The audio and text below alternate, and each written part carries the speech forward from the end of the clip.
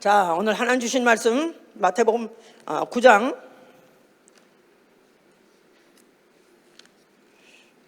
10절부터 13절까지입니다.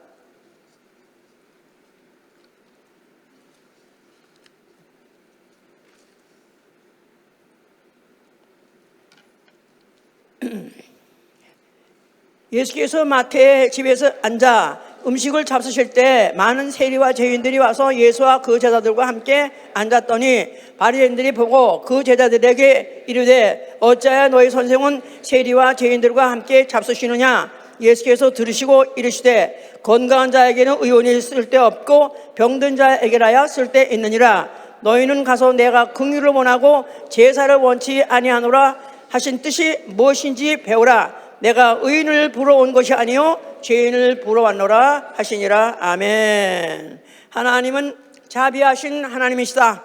하나님은 자비하신 하나님이시다. 하나님은 자비하신 하나님이시다.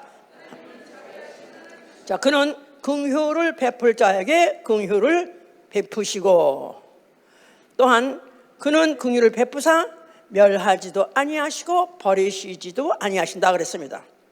긍휼을 여길 자에게 긍휼히 여기고 긍휼을 여기지 않을 자에겐 여기지 않는다 그런 뜻이죠. 그러나 긍휼을 여길 자에게는 긍휼히 여기시고 그 긍휼히 여김을 받은 자는 멸하지도 아니하시고 버리지도 아니하시고 또 그는 그 계명을 지키는 자에게 그의 자비를 나타내 주신다고 사무엘하 22장 26절에도 그렇게 되어 있습니다. 그의 계명을 지킨 자에게 자비하심을, 자기의 자비하심을 나타내 주신다 그랬어요. 자, 우리의 신앙은 바로 나 영원히 하나님의 긍휼을 입음, 하나님에게 하나님의 자비를 입음, 이거 똑같은 말입니다. 그것을 인정하는 거예요. 나의 하나님은 나를 불쌍히 여기시는 하나님이시다.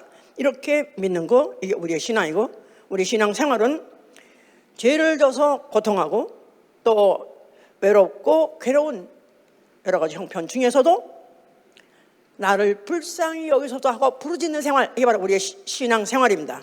나를 불쌍히 여기소서. 그러니까 종일토록 부르짖는다는 거예요. 자, 그래서 우리 이 신앙생활이라는 것은 바로 하나님이 긍휼하시다, 하나님이 자비하시다, 하나님은 또 인자하시다, 다 똑같은 말이에요. 그래서 이제 멀시라는 영어로 쓰는 거 있는데 한국말로는 여러 가지 표현을 하고 있습니다. 자, 우리가 무슨 자비를 베푸소서, 나를 불쌍히 여소서 그러면 그리고 불쌍히 여소서 이러면은 자기 남편이 듣기를 아니 당신 도대체 뭐가 부족해서 나 거지같이 나 불쌍해 찍찍 잡고 그냥 오냐고 밉살스러워가지고 아주 그냥 그렇게 욕을 하고 미워합니다. 그런데 보통 이제 거린들이 불쌍해달라 하니까 그런 생각을 하고 있는데요. 성경에서는 바로 불쌍히 여김을 받는 자가 복이 있는 거예요. 그래서 우리는 더욱더 하나님 앞에는 불쌍히 보여야 돼요. 자, 하나님이 지으신 영적 피조물 뭐가 있죠? 천사와 생명 아담 생명 똑같은 말이니까 두 가지가 있어요. 그런데 천사는 부리는 영으로 지원받았다, 일시키는 영으로 지원받았기 때문에 그는 한 번 범죄할 때 용서치 아니하신다고 베드로후서 2장 4절에 범죄한 천사들 용서치 아니하시고 그를 어두운 데 가두어서 심판 때까지 지키신다. 그래서 한 번 범죄하는데 그냥 그걸로서 용서하지 아니하고 그냥 앞으로 심판만 남아있고 형벌만 남아있는 거예요. 그런데 그에 반해서 또 다른 영적 존재로 만드신 피조물이 있으니 바로 생명, 바로 아담입니다. 아담, 생명, 육 있는 영. 예, 그래서 천사와 비교할 때 육체가 있음으로 인해서 너무나도 부담스럽고 거추장스럽고 불편하고 참 힘든 거 너무너무 많지만 그러나 바로 이 육체가 있음으로 인해서 하나님이 범죄를 했다 할지라도 용서하시고 또한 불쌍히 여기실러 끝까지 불쌍히 여기시고 아니면 버리지도 아니하시고 또 멸하지도 아니하시던 그런 계획을 세운 것이 바로 이것이 하나님의 경륜이다 그 말이에요. 하나님이 바로 인류를 구속하시려는 그 경륜을 만드신 것 자체가 인간만큼은 생명만큼은 천사와 비교해서 천사가 없는 육체가 있기 때문에 그 육체라는 것 자체를 하나님 연약하게 보셨기 때문에 연약, 육체, 연약함. 자, 연약함이 있었기 때문에 그래서 불쌍히 여기시기로 작정하고 지으신 피조물이다 이 말이에요. 생명은 하나님이 긍휼하시로 작정하시고 지으신 피조물이다. 예.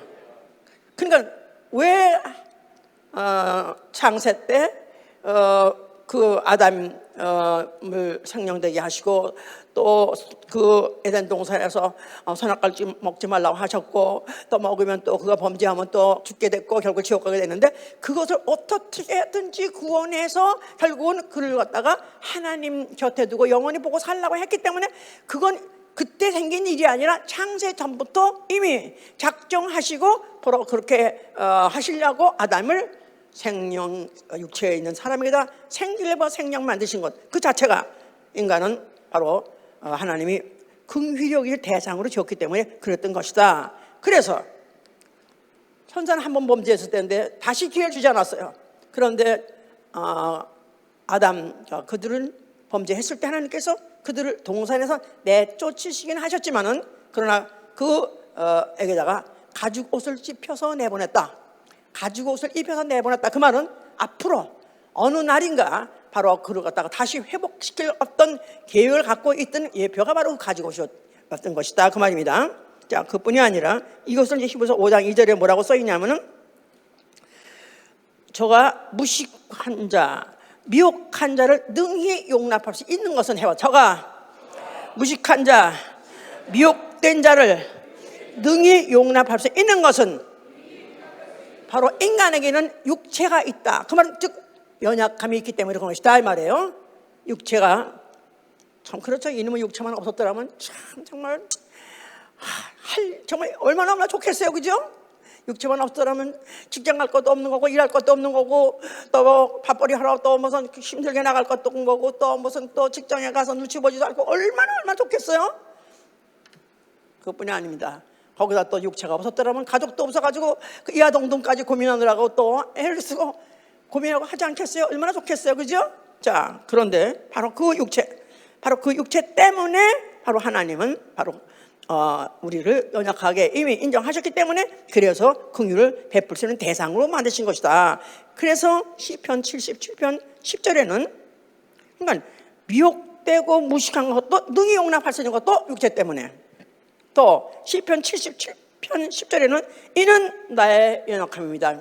This is my infirmity. 그 말은 바로 내가 이렇게 하나님께 이렇게 죄를 지고 저렇게 어려워도 그가 나를 버리지 않고 그를 나를 갖다 계속해서 그래도 이끌어 주시는 것은 바로 This is my infirmity. 나의 바로 연약함 때문입니다. 이렇게 말할 수 있는 거예요. 얼마나 좋아요, 그죠? 자, 나의 육체 한번 좀 들어보세요. 축복이에요? 그러지 않은 축복으로 생각했었어요. 그러지 이런 것 때문에 내가 정말 이 몸이 나는 옛날에 한참 그때는 미국에 오는 게 그렇게 힘들었을 때였었어요.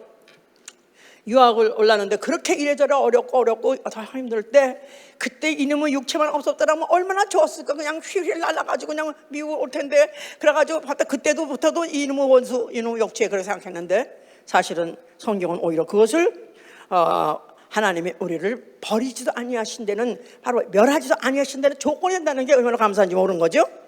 자, 이스라엘이 이제 종살이 하다가 애굽에 종살이 하다가 모세를 통해서 이제 모세의 이끌림 받고 애굽에서 출애굽했습니다.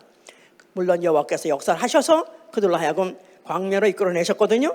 자, 그러는데 그때 바로 그거를 뭐라고 표현하고 있냐면 긍휼히 여기는 자의 인도를 받아. 그래서 긍휼히 여기는 자의 인도를 받아. 그러니까 종되었던 400년 동안에 종살이하고 있는 그 불쌍한 이스라엘 백성들을 해방시켜가지고 광야를 인도한 것 자체가 긍휼히 여기셨기 때문에 그랬다는 거예요. 그렇게 하셨다고 이사야 30장 18절에 써 있습니다. 자, 그런데 그들을 긍휼히 여기는 자가 인도해서 그들로 하여금 만날 매려가지고 먹이시고 또 환석을 쳐서 물로 마시면서 하셨음에도 불구하고 그들이 그것에서 만족하지 아니하고 오히려 우리는 이거 먹고 되겠냐 해가지고 우리는 우리 옛날 곳으로 돌아가자, 애굽으로 돌아가자, 이렇게까지 그들이 반역을 했죠. 그랬는데 하나님께서 그래도 불구하고 그래도 그게 돌아가자 하는 자들을 더러더러 주동자만 죽였지 나머지들은 다 버리지 않냐고 또 멸하지 않냐고 또 이끌고 하셨다고요. 왜냐하면 워낙에 긍휼히 여기기로 작정한 대상으로 지었기 때문에 그와 같이 하셨던 것이다. 자, 율법을 또 그들에게 줬습니다. 율법은 무슨 법이냐? 율법은 한말로 말해서 하나님의 공의하신 하나님에 대해서, 공의로운 하나님에 대해서 말하고 있는 게 바로 율법이에요. 그래서 공의의 하나님. 근데 공의의 하나님이 왜 율법을 그들 백성에게 주셨느냐? 이사야 30장 18절에 뭐라고 말하냐면 긍휼히 여기려 하심이라 그런 거예요. 율법 긍휼히 여기려 하심이라. 그게 율법이 얼마나 안 지키면은 혼나고 거기다 벌 받고 죽고 그런 무서운 법인데 긍휼히 여기려고 주었다고? 이해가 안 가죠? 자, 율법을 잘 내용을 아셔야 돼요. 율법은 몇 가지죠? 그건 계명이지. 그럴 줄 알았어 내가. 자, 우리가 크게 생각하면 율법은 두 가지예요. 하나는 계명이에요. 그래서 계명을 지켜라. 그래서 지키지 않으면 벌 주는 그런 게 바로 벌 받고 죽임 받고 이게 바로 계명이에요. 그런데 율법 안에 뭐가 들어있냐 하면은 제사법도 들어있단 말이에요. 제사법. 그러니까 계명을 주어서 만약 어기게 되면은 나는 죄인이요. 그럼 죽임 당해야 되는 거예요. 그러니까 그것에 대해서 그냥 그들을 갖다가 만약에 계명을 어기는 자를 보면은 긍휼히 보지 말라, 불쌍히 보지 말라. 그가 누구든 간에 절대 불쌍히 하지 말고 그들을 목격한 자가 만약에 두세 사람 있으면은 당장 현행법으로 죽여버리라는 거예요. 그래서 그 계명 때문에 그야말로 자기의 가족이 범죄하면 그걸 목격했기 때문에 피할 수 없고 그들 죽여야 돼요. 만약에 못 본 척 해버리면 오히려 내가 죽임 당하기 때문에 법을 지켜야 되기 때문에 그들은 그야말로 비인간적일지라도 하여튼 그래서 그걸 지켜야 되는 것이죠. 그래서 그때 히브리서 10장 28절은 그렇게 기록하고 있어요.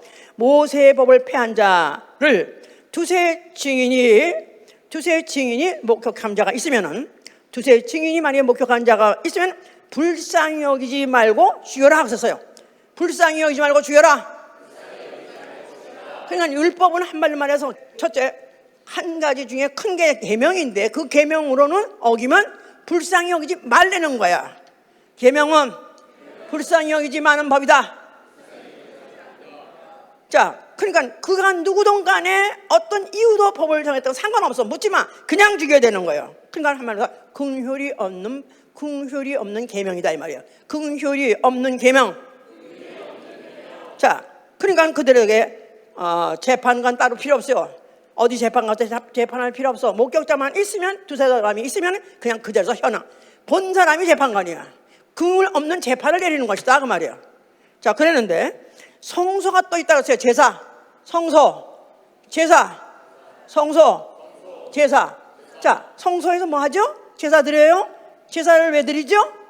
제사 왜 드리냐면 죄인이 죄 진 것을 고백하고 제물을 가져가면 그 제물 위에다가 그 사람의 죄를 갖다가 옮겨서 안수해서 제물에다가 옮겨가지고 그 제물을 대신 죽이는 거예요. 제물을 죄인 대신 죽이는 법. 제물, sacrifice죠. 그게 양이든지 짐승, 어떤 짐승이든지 간에 하나님이 지정하신 짐승을 가지고 갈 때 가가지고 나는 이런 죄를 저질렀습니다 고백하면 그 죄를 바로 그 제물에다가 안수할 때 옮겨지면 제물을 죽이면 죄인 대신에 제물이 죽는 법. 이게 바로 제사법이다 그 말이에요. 그러니까 이게 율법이다 이 말이에요. 그러니까 율법이 나쁜 법이요? 율법이 잔인한 법이요? 아니요. 율법을 알고 보면 선한 법인 거예요. 그렇죠? 왜냐하면 그들을 긍휼히 여기시려고 그렇게 그 법을 주셨다는 거예요. 왜냐하면 인간은 율법 있기 전에도 죄가 있어요 없어요? 이미 율법 있기 전에 죄가 있다고 로마서 5장 10절에 말하고 있잖아요. 언제? 조상 아담으로부터 유전받은 아담으로부터 유전받은 원죄는 전 인류가 다 갖고 있었어요. 알던 모르던. 근데 그 죄값은 뭐예요? 어디로 가 사망? 목을 댕강하는 게 아니라 당장 육체를 죽이는 게 아니라 영혼이 가서 죽음을 경험하는 거 지옥불에 간다 이 말이에요. 그런 운명 아래 있기 때문에 하나님이 긍휼히 여기려고, 어떻게 하면 죄인이 지옥 가지 않고 구원받게 하려고 긍휼히 여기려고 이런 절차를 맺는 것이다 이 말이에요. 여기까지 이해갑니까? 이렇게 잘 설명해도 못 알아듣는다면 그럼 할 수 없어. 불쌍히 해야 돼. 예? 자, 그런 한편에 그랬는데도 불구하고 여전히 이 백성들이 제대로 법을 지키지 못하고 불순종하고 하니까 그때 이제 선지자가 이제 말하는 거예요. 너희는 옷을 찢지 말고 마음을 찢어서 여호와께 돌아오라. 그는 자비하시고 노하기를 더디하시는 분이시다. 재앙을 즐겨하시는 분이 아니시다. 오해하지 마라. 그분이 네가 돌아오면 긍휼히 여기시리라. 돌아오기만 해라. 그러면 긍휼히 여기시리라 하고 또한 널리 용서하시라고 이렇게 호소했던 것이죠. 이제 자, 그래서 이렇게까지 율법과 선지자, 그렇죠? 구약을 한 말로 말하면 뭐라고 표현할 수 있냐면 율법과 선지자 시대예요. 다시 정리. 구약을 뭐라고요? 예, 마태복음 11장이 말하고 있잖아요. 율법과 선지자. 자, 구약은 저는 사실 설교 잘 못해요. 나는 가르치길 잘하죠. 성경 원리를 잘 가르친다 이 말이에요. 그러니까 배우고자 하는 사람한테는 할렐루야야. 안 그래요? 어떤 분은 말을 너무너무 잘해. 어쩌면 저렇게 유식하고 어쩌면 이렇게 단어를 잘 쓰고 어쩌면 이렇게 귀하면 아름다운 이렇게 말을 잘하나 하는데 내용이 없어. 자, 뭐라고 다시 한번? 저 구약은 뭐 두 가지? 내용이 뭐다? 오케이. 그러면 율법은 뭐다? 계명과 제사. 계명과 제사가 바로 그 내용이다 그 말이에요. 그렇죠? 자, 이렇게 한 것이 왜 그렇게 했느냐? 이런 것들이 어떻든지 하나님의 긍휼을 받게 하시려고 인도하는 법이었던 것이다. 아셨어요? 자, 그럼에도 불구하고 이 목이 곧은 백성들이 이게 알아듣지 못하고 훈련이 안 되는 거라. 그래서 이스라엘의 이 역사를 만약에 이스라엘 히스토리, The history of Israel, 만약에 이스라엘의 역사를 돌이켜본다면 그냥 반복이야. 똑같은 것의 반복이야. 똑같은 일의 반복이야. 하여튼 우리 어머니, 우리 동생이 또 사고 쳤다 그러면 그놈의 새끼 내가 왜 낳았는지, 그놈의 새끼 낳아서 내가 엎어서 죽여버렸을 걸, 내가 나가지고 속을 새긴다고 막 그러시다가 그 다음에 또 이 새끼야 너 어디 있어? 어느 경찰서에 있어? 그러면 또 경찰서 거기 돈 꾸려가지고 찾아가가지고 또 빼어놓으면 다시는 안 그러지? 그러면 다시 안 그런다고 그러면 그래 밥 먹어라. 그래 또 다시 또 돌아가는 거야. 또 얼마 있으면 또 똑같이 반복하는 거야. 이 이스라엘 이 밤낮 똑같은 반복하는 거야. 그래서 느헤미야 9장 27절 28절 뭐랬냐면 하나님이 그들이 범죄했을 때 여러 번 범죄했을 때 여러 번 범죄했을 때 그들에게 환난을 부어주시고 환난이 그 있게 하시고 또 부르짖으면 또 다시 그를 긍휼히 여겨서 평안을 주시고 또 평안을 주시면 이들이 다시 또 악행하니라. 이걸 쓴 거예요. 똑같은 거예요 이렇게. 예?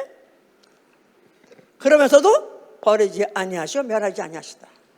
왜냐하면 하나님은 아예 인류를 긍휼히 여기시려 했었기 때문에 끝까지 그렇게 가려고 한 것이죠.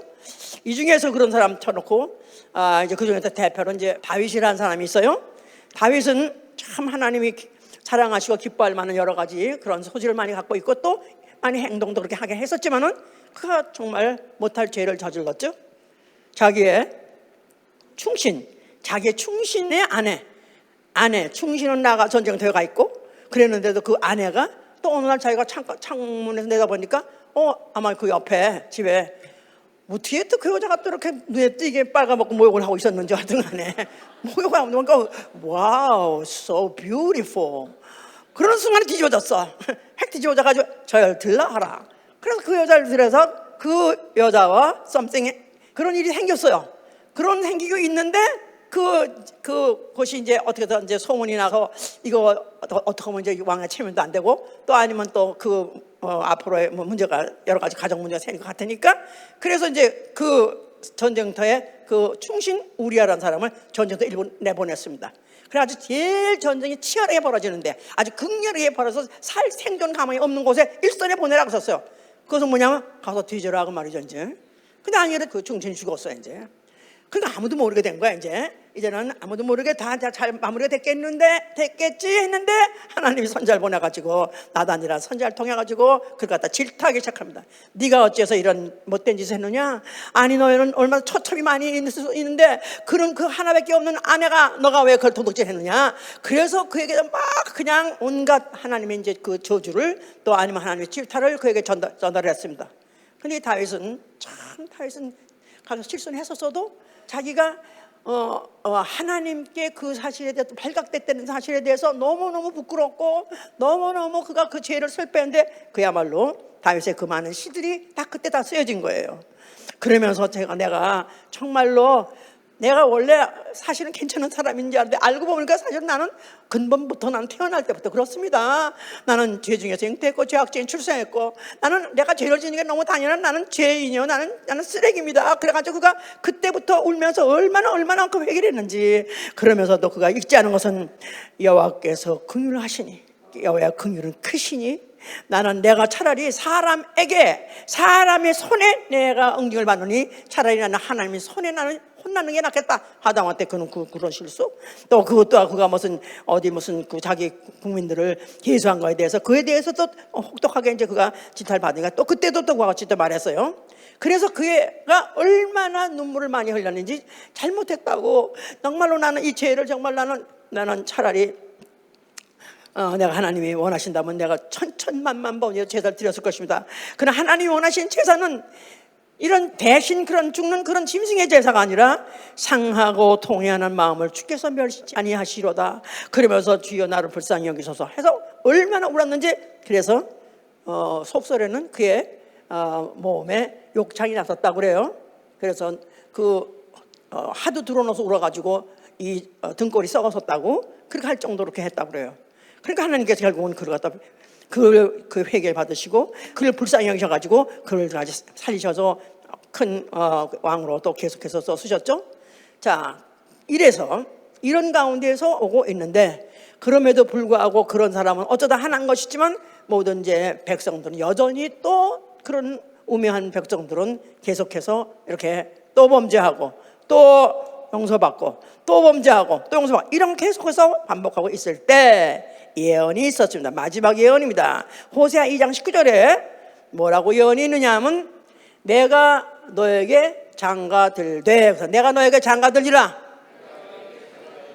내가 너에게 장가들되 의와 공변됨과 은총과 긍휼히 여김으로 장가들리라. 그러니까 하나님이 이제는 멀리서 선지자를 통해서 야단치고 선지자를 통해서 그들로 하여금 회개하게 하고 또 용서를 하신다는 말도 선포하셨지만 이제는 내가 직접적으로 가겠다. 내가 이제 몸으로 가겠다.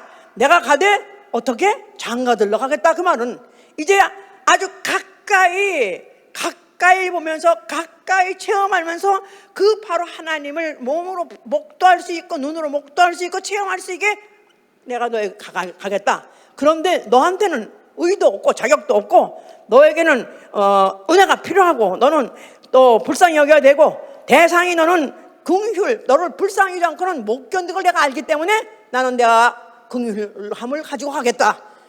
뻔해 오늘 말장해도 내일 또 되게 뻔해. 그러니까 뻔하니까 내가 널 아예 용서하기를 작정하고 아예 내가 긍휼 베풀기를 작정하고 가겠다 하면서 아예 그가 몸으로 나타나셨으니 그가 누구세요?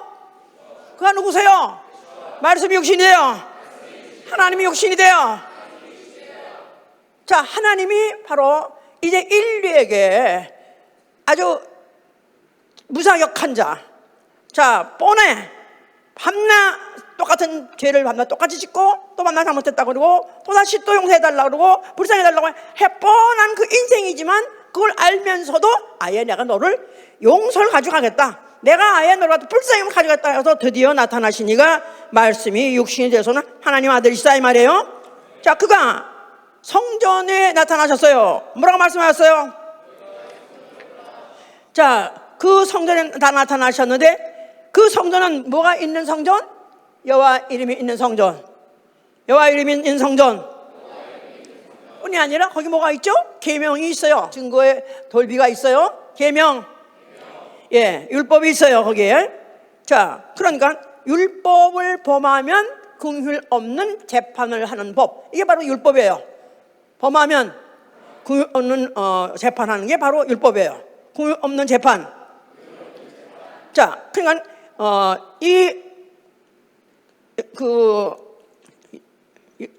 예루살렘 성전에는 여호와 이름이 있고 율법이 있고 거기 바로 계명이 있는 것을 기억하게 하시니까 바로 거기 바로 이 성전은, 예루살렘 성전을 보게 되면은 뭐를 기억하게 하냐면 범했다, 죄를 범했다 하면 긍휼 없는 재판, 그냥 용서 없는 거야. 그냥 no tolerance, 전혀 관용 베풀지 않고 누구든지 어떤 죄든지 범했다면 그냥 죄값을 치를 수밖에 없는 그런 바로 성전, 그걸 기억하게 하는 성전은 벌어라.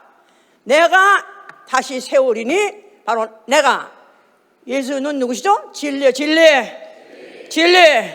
내가 진리로서 다시 내가 법을 세울 터인데 재판을 없다, 이제부터는 재판이 없다 이래놓으면 그러면 하나님이 아니시죠. 하나님 아들도 아니시죠. 하나님이 구약 때 바로 여호와라는 이름을 가지고 사람을 모세를 통해서 발표하는 그 법을 예수가 그가 오셔가지고 내가 하나님 아들이다 할지라도 이 법을 갖다 무조건 폐기하면 안 되죠.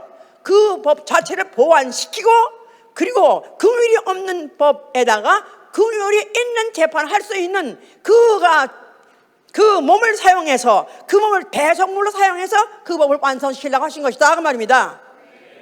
자, 그래서 여기 지금 스가랴 1장 16절 한번 보세요. 스가랴 몇 페이지냐면 1314 1장 16절 보시면,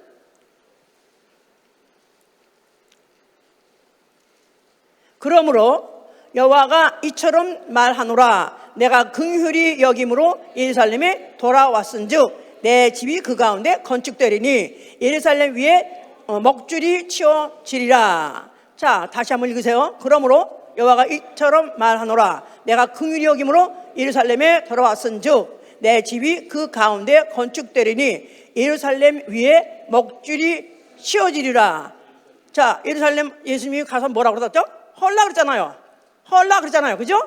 그런데 이제 예루살렘을 어떠냐? 먹줄이 다시 친다 그 말은 헐고 다시 세우겠다 그 말이죠. 그 말이나 아까 지금 헐라 다시 이렇게 하는 말이나 이 말이 똑같은 말이에요. 안 그러나요? 전혀 관심 없어? 이 말이 그 말이다 이 말이에요. 그래야 얼마나 성경이 정확한가. 하나님이 어떻게 하면 인류를 긍휼히 여긴다는 것을 알게 하기 위해서 수천 년 동안에 하나님의 경륜을 깔고 이렇게 복잡한 법을 줘가면서 시행하게 하시면서 여기까지 끌고 왔느냐 이 말이에요. 여기까지 왔을 때 이게 눈이 번쩍 띄어야 될 거 아니겠어요? 그러니까 그가 예루살렘 헐라, 자, 그래서 예루살렘 돌아왔다는 거예요. 그러니까 그가 하나님의 눈에 보이지 아니하시지만은, 그러나 바로 내가 이 집을 다시 세우겠다 했을 때 하나님이 진짜 이제는 그 앞에 오셨구나, 아주 눈앞에 나타나셨구나, 그리고 아셔야 되는 것이다 이 말이에요. 그러니까 태초에 말씀이 계시니라. 태초에, 그러니까 하나님은 언제부터 계시다? 영원전부터. 그 말은 태초에 말씀이 계시니라. 하나님은 자비하시다, 긍휼하시다. 언제부터? 영원전부터. 자, 하나님은 중간에 마음이 변해가지고 그런 게 아니라 영원전부터 그런 자체가 자비하신 분이에요. 그분은 긍휼하신 분이에요. 그런데 긍휼히 여길 자를 긍휼히 여기냐니 그게 문제지. 그분은 긍휼이 변함이 없어요. 불쌍히 여기는 마음에 부족함이 없어요. 그러나 그의 불쌍함을 받을 수 있는 사람이 그 긍휼을 받으려고 환영해야 그 긍휼이 가는 것이다 그 말이에요. 자, 그래서 여기 지금 그가 태초에 말씀에 계시라. 영원전부터 하나님이 말씀으로 계셨다. 근데 그 하나님은 어떤 하나님? 자비하신 하나님. 그런데 말씀이 육신으로 자비하신 하나님이 육신으로 예수를 보니 그가 누구시라고요? 자비하신 하나님이시다 그 말이에요. 그러니까 그가 자비하신 것을 그것 때문에 오셨다 하는 걸 아까 우리가 본문에 읽었어요. 마태복음 9장 아까 10절에 읽었죠? 아까 예수께서 이제 세리 마태의 집에서 음식을 잡수시더라 그 말이에요. 그런데 거기에 세리도 있었고 죄인들도 같이 와서 같이 식사를 했다 이 말이에요.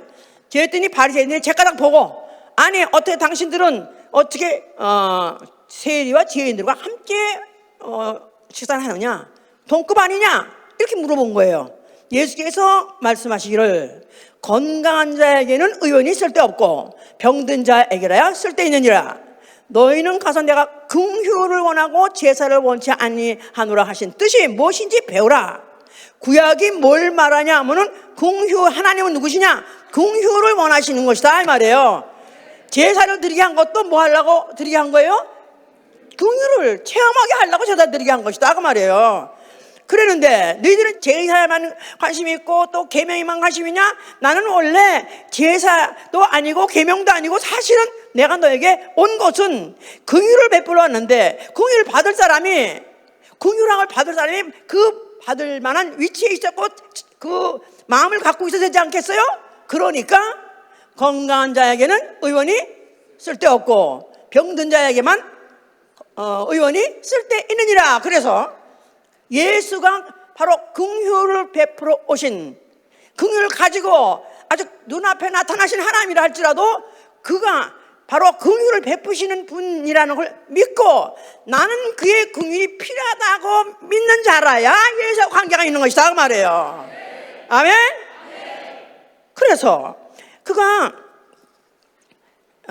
히브리서 아까 5장절에 읽었잖아. 그때 제사장을 비유를 해서 말하는 거예요. 사람 중에서 제사장을 뽑았는데 사람을 위해서 그가 제사를 드린다고 말해요. 제사장, 사람 중에서 뽑은 사람. 그렇죠? 제사장도 사람이에요. 그런데 왜 사람을 가지고 제사를 드리게 했느냐? 사람을 위해서 제사를 드리게 했느냐 하면은 저가 무식하고 미혹한 자를 능히 자 우리 보세요. 히브리서 5장 읽으세요.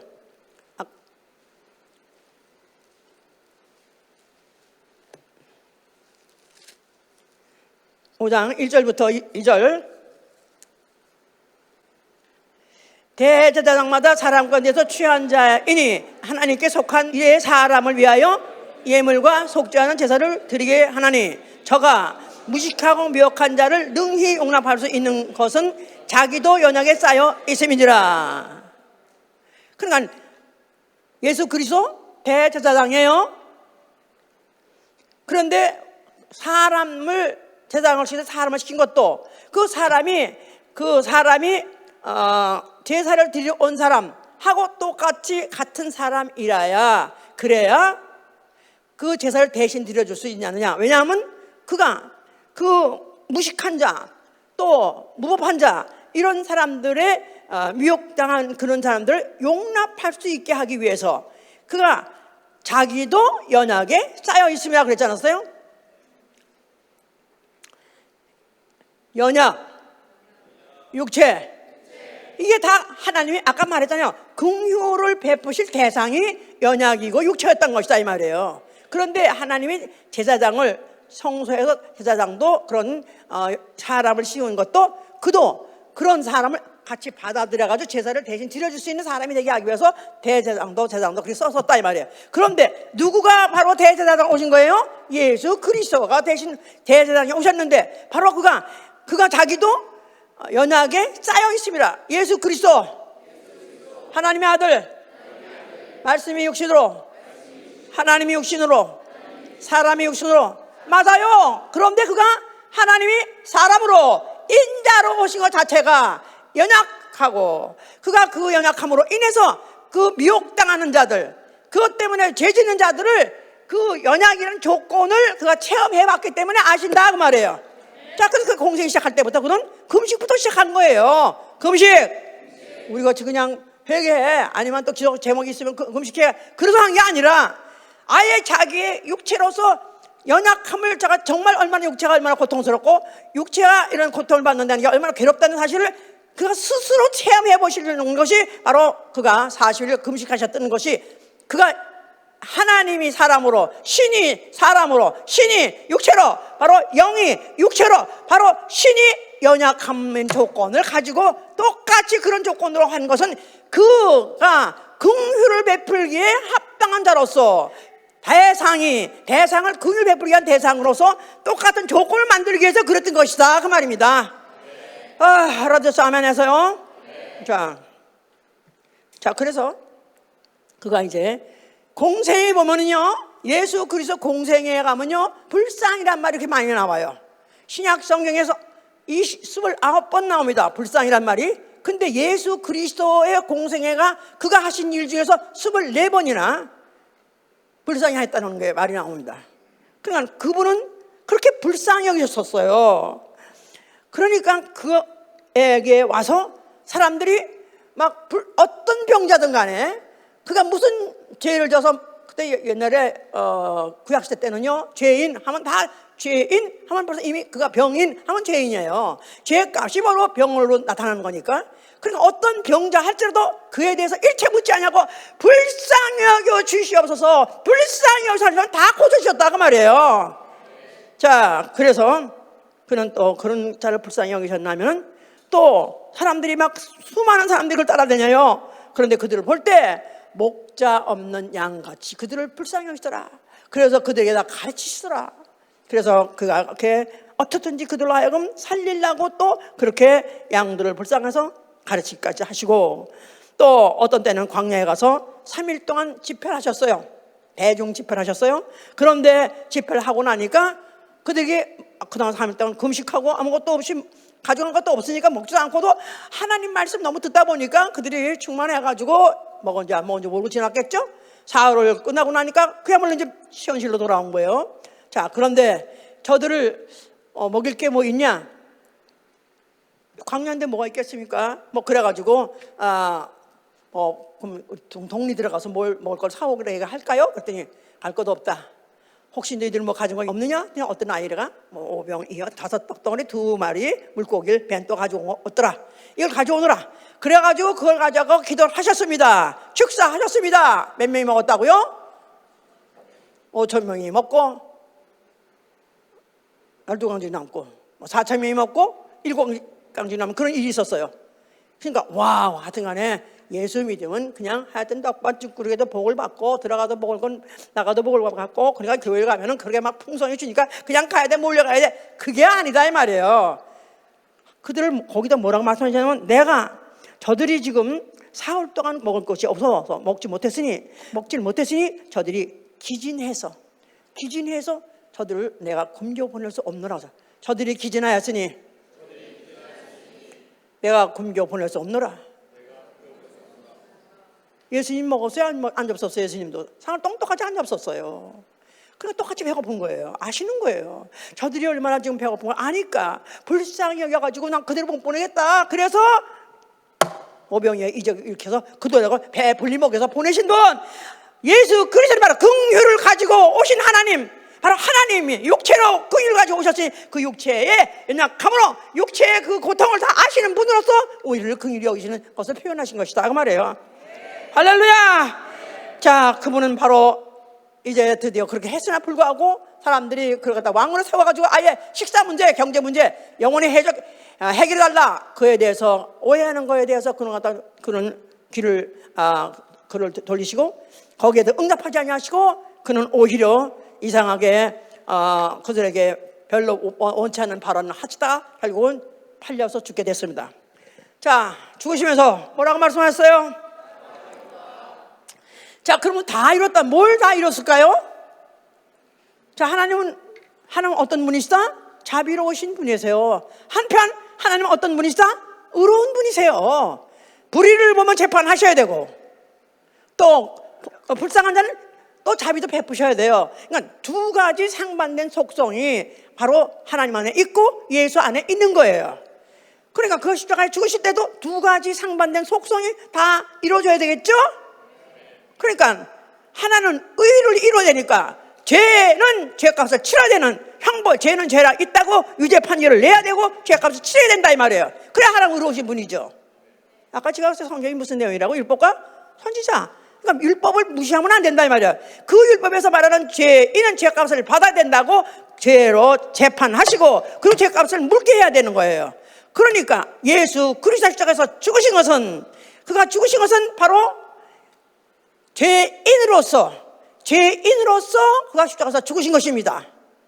자기가 원래 가지고 있는 죄가 아니라, 태어날 때부터 가지고 있는 죄가 아니라 그는 죄와 무관한 하나님이세요. 죄는 알지도 못하는 분이세요. 그런데 그는 죄인으로 죽었습니다. 죄값을 치른 것입니다. 재판을 받아서 죄값을 치른 거예요. 그럼 누구 죄? 인류의 죄, 나의 죄, 인류의 죄. 그가 대신 죄값을 갚으셨으니 그야말로 바로 긍휼 있는 재판이다 그 말이에요. 재판, 의의 결과가 재판이죠. 그런데 긍휼을 동시에 긍휼을 행하면서 재판을 이루셨기 때문에, 형벌을 받으셨기 때문에 형벌 받도록 재판이 진행하게 했기 때문에, 그래서 긍휼 있는 재판이다 이 말이에요. 율법은 뭐라고 했죠? 아까 제가 긍휼 없는 재판. 율법 뭐라고요? 예. 그런데 예수가 죽으실 때는 바로 긍휼 있는 재판을 받으신 것이다 그 말이에요. 긍휼 있는, 긍휼 베푸는 재판을 하신 것이다 그 말입니다. 이렇게까지 꼭 해야 되는 거야? 예? 이렇게까지 뭐 그냥 이렇게 밤낮 똑같은 말 같은데 똑같은 말 아니죠. 그럼 이렇게 열심히 하겠어요? 조금 더 자세하게, 조금 깊게 좀 하려고 하는데 여기 꽉 막혀버리면 안 돼. 자, 그러면서 바로 아버지요. 과연 아버지는 자비로운 하나님이십니다. 아들을 죽여서까지도 이렇게까지 인류에게 자비를 베푸시는 이시니까 하고 탄복한 거예요. 아버지요. 자, 그래서 예수 그리스도께서 십자가 죽으실 때, 그때 성경에서 다른 어떤 성경에서 이렇게 말하고 있어요. 너무나 하나님이 슬프셔가지고 그를 얼굴을 돌리셨다. 그에게 그걸 직시하지 못하고 얼굴을 돌리셨다 그랬었어요. 그러니까 그 죽는 모습이 얼마나 처참한지, 얼마나 처참하고 얼마나 흉측하고 얼마나 괴로운지 그걸 보시는 하나님 아버지도 괴로우셨다 이 말이에요. 그러면서도 불구하고 이 인류들이 뭐라고, 그 인류들이 그 모든 그 죄를, 인간의 지은 죄를 왜 하나님 아들이 갚으시게 하면서 이렇게까지 하십니까? 과연 당신은 자비로운 분이십니다. 하나님 아버지는 과연 아버지는 자비하신 분이시다 하고 바로 예수께서 스스로 감탄하신 것이다 그 말이에요. 자, 그러시면서 그 사이에 범죄한 천사는 심판을 받았고, 그리고 그의 죽음을 통해서 인류는 죄값이 이제 판감을 받은 것입니다. 예수 그리스도가 그 육체로 받으심으로 인해서 그 죄값을 대신 갚아줘서 판감을 받으신 거예요. 그리고 그가 죽으시면서 흘리시는 그 피는 영원히 받아들이게만 되면, 영원히 받아들인 영혼은 하나님이 바로 그를 긍휼히 여기시는, 이제는 정말로 합법적으로 긍휼 수 있는 존재가 되어버린 것이다 이 말이에요. 내가 너를 긍휼히 여기리라. 내가 너의 죄를 다시는 기억지 아니하리라. 내 안에 예수 믿으면 아멘 하세요. 내 안에 예수 믿으면 아멘 하세요. 이게 얼마나 중요하냐 이 말이에요. 내가 만약 예수의 피를 받았던 나는 이미 하나님이 나를 불쌍히 여기는, 누굴 불쌍히 여기죠? 원래 제일 불쌍히 여기는 대상이 누구죠? 자기 마누라? 늙은 마누라? 야 빨리 가지. 왜 있어가지고 있어. 귀찮지요? 뭘 이렇게 불쌍히 여겨. 누가 아파? 더군다나 누가 사형을 받게 됐어. 근데 그게 자기 아들이야. 얼마나 불쌍합니까? 그죠? 말할 것 없이 불쌍하죠. 하나님이 바로 자기의 피로 난 하나님의 자녀들 그냥 하얗게 불쌍히 여겨요. 아멘? 예. 죄를 져도 불쌍히 여기고, 고통을 받아도 불쌍히 여기고, 괴로워도 불쌍히 여기고, 외로워도 불쌍히 여기고, 다 성경에 있는 말이에요. 다 그게 다 불쌍히 여기게 되는 거예요.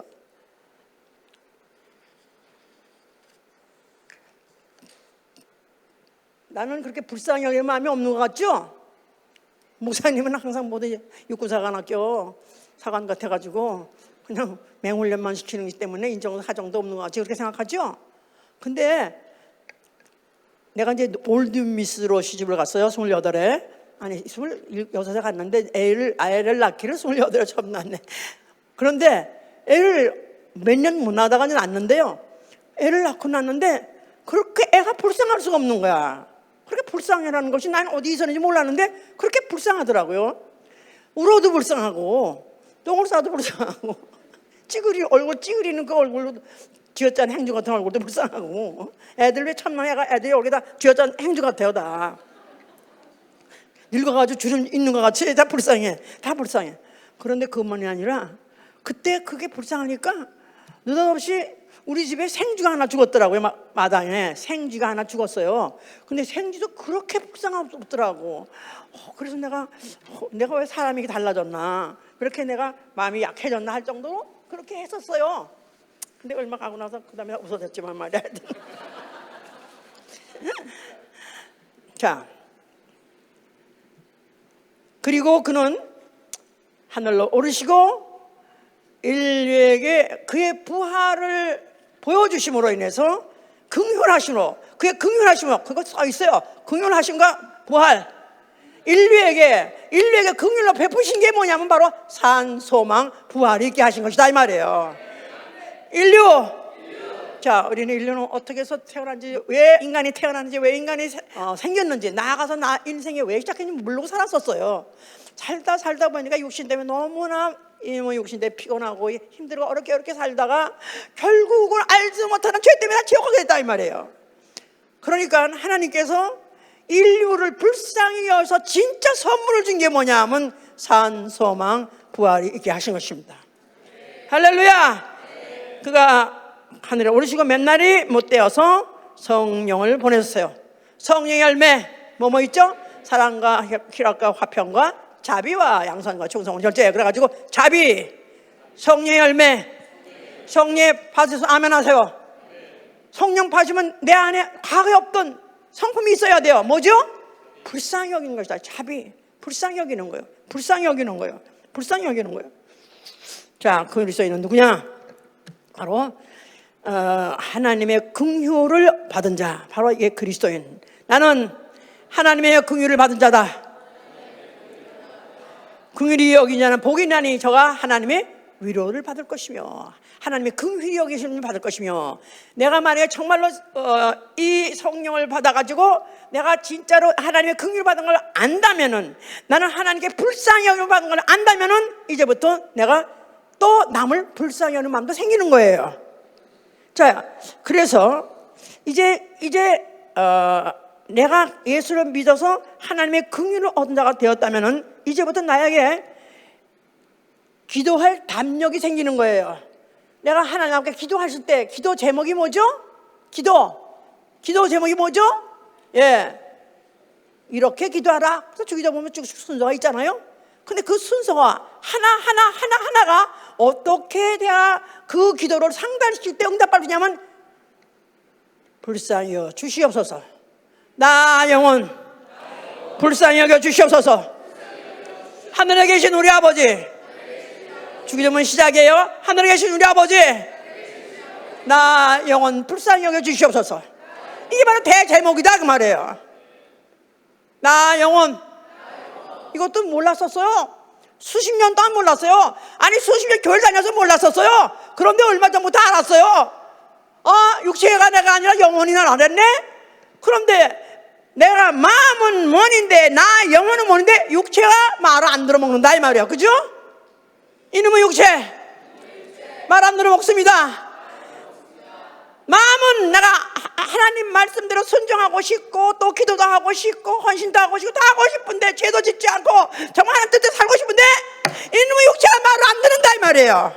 나 영혼 불쌍히 여겨 주시옵소서. 얘 때문에 그렇습니다. 육체 때문에 그렇습니다. 나를 영혼 불쌍히 여겨 주옵소서 할 때 들어주십니다. 바로 하나님 자신이 그 육체라는 연약함을 알기 때문에, 육체의 감각을 알기 때문에, 육체의 반항을 알기 때문에 바로 용서해 주시고 긍휼히 여겨주신다 그 말이에요. 아멘. 마음은 원이로되 육신이 약하도다. 나 영혼은 주를 사랑하고 싶고 나는 오로지 주머니에 살고 싶고 오로지 영적생을 살고 싶은데 육체가 말을 안 듣습니다. 불쌍히 여겨 주시옵소서. 이런 사람은 그 응을 받고 은혜의 보좌 앞에 나가서 부르짖는 것입니다. 부르짖는 거예요. 자, 그럴 때 나 잘 믿겠으니 불쌍히 여겨 주시옵소서. 그 마태복음 18장에 어떤 빚진 자가 1만 달란트 빚을 진 자가 내가 우리 처 자식 재산 다 팔아서라도 갚겠사오니 불쌍히 여겨 주옵소서 해서 불쌍히 여김을 받았잖아요. 그것 같이 나 갚겠습니다. 잘하겠습니다. 불쌍히 여겨 주시옵소서. 나 누구 못지않게 정말 잘해보겠습니다. 순종하고 1등을 위해서 잘 믿겠습니다. 나 불쌍히 여겨 주시옵소서. 그렇게 기도하라 그 말이에요. 그것도 안 해? 긍휼없는 재판. 불쌍히 여겨달라는 때 하나님은 그게 제일 하나님의 약점이야. 불쌍히 여겨달라는 때 하나님은 강하지가 않고 하나님 무섭지가 않고 하나님 약해져서 눈같이 녹아지는 거야. 불쌍히 여겨 주시옵소서. 그 대신에 잘 하겠으니 하고 빚 갚겠으니 나를 용서해 주라. 나를 불쌍히 여겨달라 한 것 같이 잘하겠으니 불쌍히 여겨 주시옵소서. 나 잘 믿겠으니 불쌍히 여겨 주시옵소서. 나 이거 참 교회는 내가 좀 알아보려고 좀 무슨 말인지 알아보고 좀 알아보려 하는데 나 아직까지 정하지도 못했지만 나 알아보려고 하니까 불쌍히 여겨 주시옵소서. 분명히 하나님 불쌍히 여기셔서 깨달아 알게 해 주실 것입니다. 두 번째, 병든 자를 불쌍히 여라고 했어. 병든 자를 불쌍히 여겨 기도하라. 당시 예수님 당시도 마찬가지지만 지금도 병든 자를 불쌍히 여기십니다. 육체의 연약함, 육체의 고통을 너무 잘 아시기 때문에 그가 채찍 맞으신 고통, 못에 찔리신 고통 너무너무 잘 알기 때문에 그런 병든 자를 지금도 불쌍히 여기십니다. 장안 갈 때를 꺾지 아니하시고 꺼져간 등불도 끄지 않으시는 거예요. 예수 이름으로 귀신 쫓고 예수 이름으로 기도하고 병 나길 바란다고 매일 기도하고 있어요. 그런데 혹시 기도를 했는데 병이 안 났어. 혹시 병원에 갔다 할지라도 불쌍히 여겨 주시옵소서. 저는 그렇게 기도하고 있어요. 자유에 의해서든 사유하신 그가 병원에 갔습니다. 그럴지라도 자비와 인자하시 자비가 많으시고 인자가 풍성하신 아버지여 불쌍히 여겨 주시옵소서. 저를 고쳐 주시옵소서. 저에게 고통이 물러가게 하여 주시옵소서. 병이 있든 없든 전혀 아프지 않고 살게 하여 주시옵소서. 그렇죠? 그렇다고 많은 사람이 암을 갖고 있다고 그래요. 그런데 그냥 고통 먹고 사는 사람도 있어요. 그렇게라도 살게 하여 주시고 불쌍히 여겨 주시옵소서. 그렇게 기도하는 것입니다. 또 세 번째, 서로 용서하되 서로 불쌍히 여기라는 것입니다. 서로 용서하는. 그때 아까 말한 마태복음 18장에 어떤 동관이 다른 동관은 자기는 1만 달란트를 빚을 탕감받았는데 또 다른 동관이 무슨 100데나리온을 징과가다 내놓으라고 목을 잡아가지고 그러다 가뒀다 그랬을 때 그 주인이 막 대노했다 그랬죠.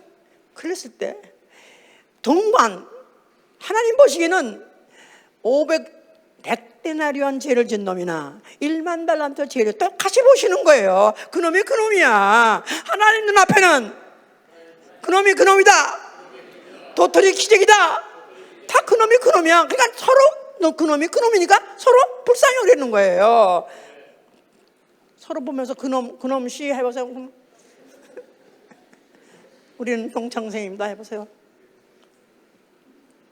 우리는 동창생이다. 서로 보세요. 서로 기대하지 말라는 거야.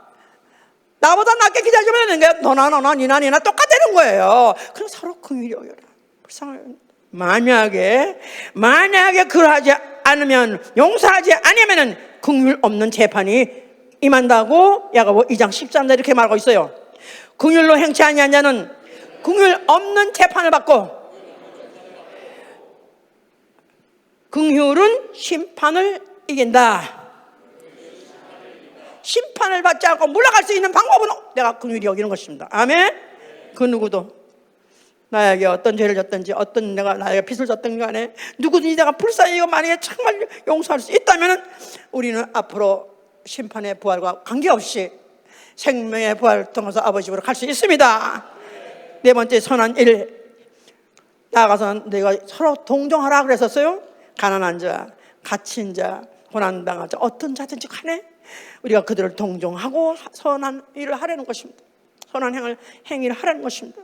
다섯 번째, 심지어는 의심하는 자까지도 불쌍히 여기려는 거예요. 의심하는 자, 성경을 보고 아직도 다 안 믿어지는 사람, 그래도 교회는 나와요. 그런 사람 불쌍히 여기려는 거예요. 그런 말도 있어요. 이자서 1장 2절에 그러나 그들을 의심하는 자를 할지라도 불쌍히 여기라. 믿으려고 노력하니까, 그래도 다 따라오니까 불쌍히 여기라는 거예요. 그러면서 바로 그들을 어떻든지 지옥불에서 구원하려는 것입니다. 불신자, 모든 사람 볼 때마다 다 우리는 뭐로 봐야 돼요? 불쌍히 여기는 사람으로 대상이다 이 말이에요. 길에 가는 사람, 잘 나가는 사람, 그야말로 무슨 정말 이 세상에 사지만 최고 지금 가장 잘 나가서 부러움이 없고 정말 저렇게 출세 많이 해가지고 저 사람들은 정말로 이 세상을 정말 저렇게 부럽게 저렇게 하는 사람, 이런 사람이 있다. 뭐 지식적으로나 무슨 경제적으로나 세상에서 정말 남이 보기엔 다 부럽다 할지라도 그가 만약에 예수를 믿지 않는다면은 불쌍하게 여겨야 할 대상이다 이 말이에요. 저는 이번에 김 목사 우크라이나 가서 어른들은 이제 또 복음을 좀 전하고 또 아이들은 또 아이들대로 그들을 또 유아 프로그램을 했다고 해서 우리 교회 교사들이 2명 갔잖아요. 그래서 이제 그 아이들하고 나름대로 그래도 영혼인 걸 가르쳐줘라. 그래도 나 영혼이랑 예수라는 단어. 근데 얘들이 다 한국만 아니라 영어도 모르고 이제 우크라이나를 하니까 말이 안 통하는데 여기 이제 통역자들이 이제 해가지고 이제 겨우 이제 하고 있는데, 근데 처음 애들은 이제 걔들이 처음엔 따라하라 춤을 추고 뭐 노래하라고 하는데도 따라하는데 잘 안 하려고 그래요. 그러더니 이제 나중에는 하여튼 보니까 막 춤을 추는데 보니까 애들이라서 역시 그런지 막 열심히 춤을 추는 거예요. 그래서 이제 그 동영상을 제가 보면서 너무 불쌍한 거야. 안 본 게 나을 걸, 할 걸. 그 아이들이 국민학교 무슨 1학년 한 그런 애들, 그거보다 더 어린 애들이고 조금 더 나이 먹은 애고, 조금 나이 먹은 건 좀 우울하게 서 있고, 조금 젊은 애들은 또 막 춤을 추고 그러는데 너무 불쌍한 거야. 여러 가지로 불쌍한 거야. 걔들은 이미 나라가 다시 회복할까? 그 나라가 진짜 다시 회생해서 우크라이나 나라가 있을까? 그것도 모르겠고, 거기다 이제 집으로 돌아갈 곳이 있는가? 더욱 모르겠고, 그렇게 다 모든 나라가 다 초토화가 됐으니 갈 집이 있을까? 그것도 아닌 것 같고, 거기다 지 아버지들은 살아있나? 거기 피난 온 사람 남자는 없어요. 다 여자밖에 없고 애들밖에 없어요.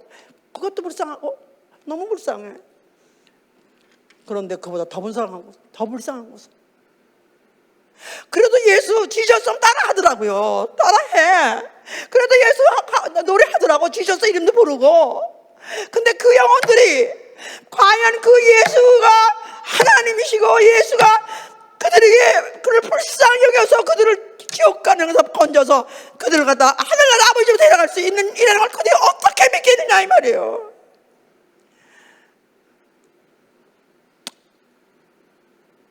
그 영혼들을 두고 온다는 게 너무나 불쌍한 거야. 걔들을 다 데리고 왔으면 좋겠는 거야. 목자 없는 양들을 보니까 예수께서 불쌍히 여기시더라. 예수 그리스도께서 이 땅에 오셔가지고 하늘나라 가셔가지고 눈에 있지 아니하고 남아있는 그 상들이 뭐냐면 목자 없는 양들. 내가 불쌍히 여기더라.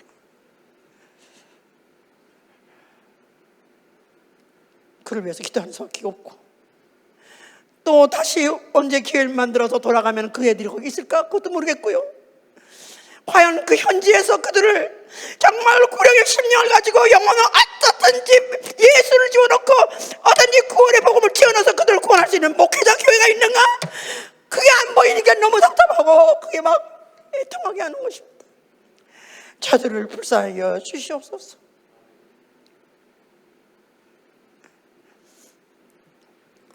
만약에 긍휼히 여김을 받은 자는 남을 긍휼히 여겨야 되기 때문에 내가 만약에 정말 하나님께 불쌍히 여김을 받았다면 내게 주신 모든 영혼들 다 불쌍히 여기실 예수로 축원합니다. 그 누구든지 그가 원수들이라도 불쌍히 여기신 여러분 되실 예수로 축원합니다. 기도합시다.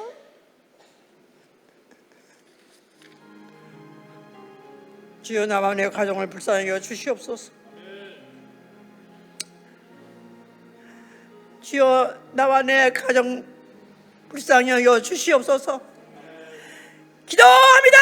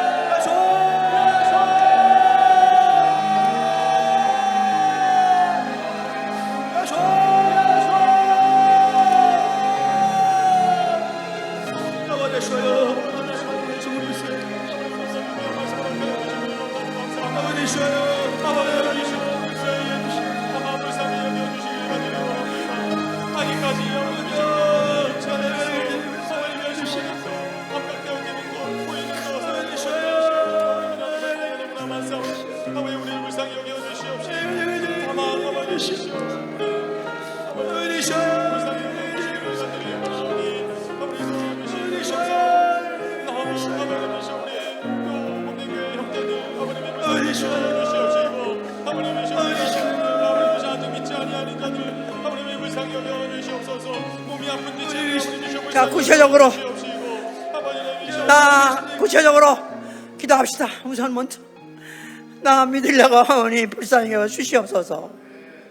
나 순종하고자 하오니 불쌍히 여겨 주시옵소서. 기도합니다.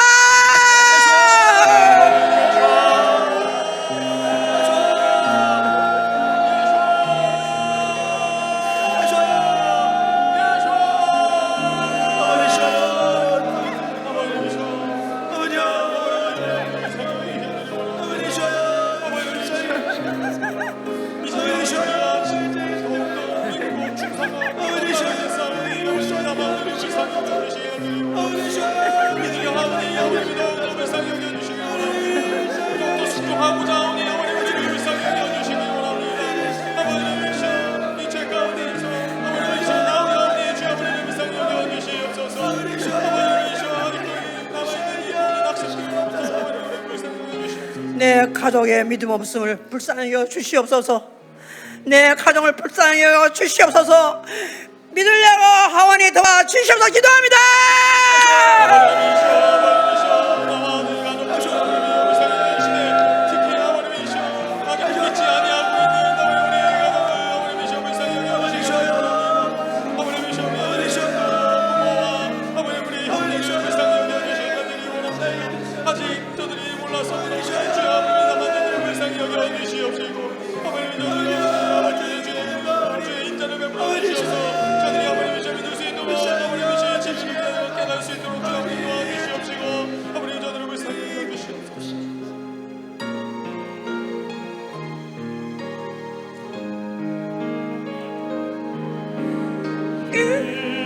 은혜하신 곳에 주 내 말 들으사 주인 오라 하실 때 날 부르소서. 주여